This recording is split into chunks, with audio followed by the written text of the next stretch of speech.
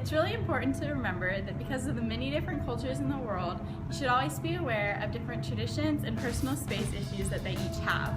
Before going on any business trips, it's probably best to research the different cultures that you'll be visiting so that you don't do anything that's offensive.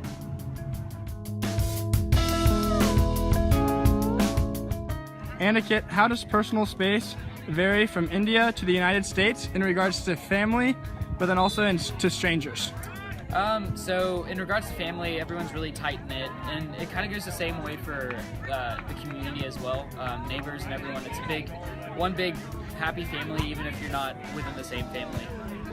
So what is something that is done in the United States that could be seen as offensive in India? So I'm from the state of Gujarat, and it's a dry state, so alcohol is not allowed there.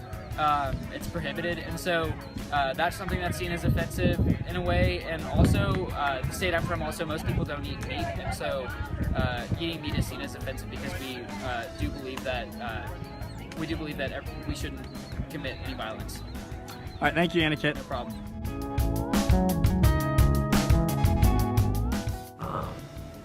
I would consider, in my opinion, that Americans and American culture in general is far more independent or individualistic than mine and also my culture.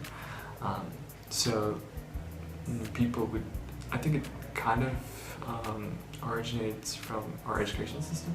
So you'd be like, I'm a biomedical engineer, so within the biomedical engineering department, they would be like class 1, 2, and 3. So it's like kind of, maybe some of these classes take the same section of lecture, and then some other classes they would take different sections of the class. But then, again, it's like these people stay together all the time. They have different electives, but that's that.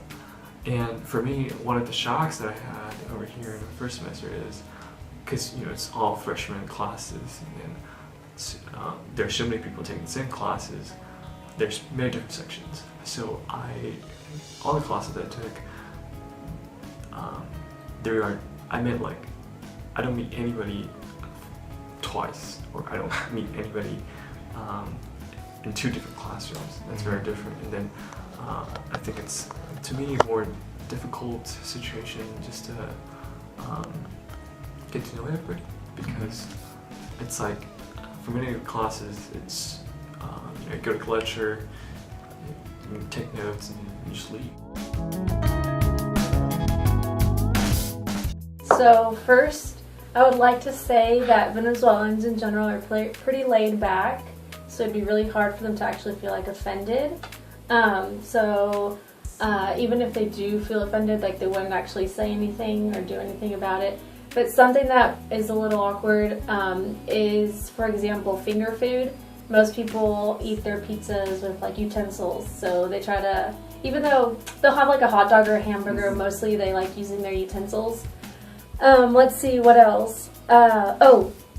Venezuelans rarely wear shorts. Unless you're going to the pool or to the beach, you don't really wear shorts.